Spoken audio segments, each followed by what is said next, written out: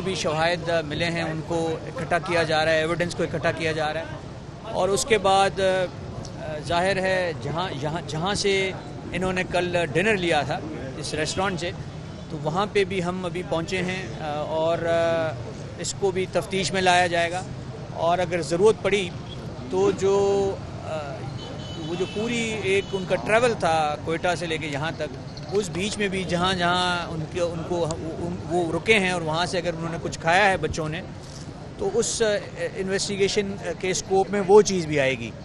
تو یہ تو اب تک پولیس کا رسپانس ہے، اور پولیس کی جو اس وقت تک کی کارروائی اور ایکشن ہے۔ ابھی تک مقدمہ داخل نہیں ہوا، ہم اس میں فردر تفصیل معلومات لے رہے ہیں، تفصیل اکٹھی کر رہے ہیں، اور آپ کے ساتھ وہ ٹائملی شیئر ہوتا جائے گا۔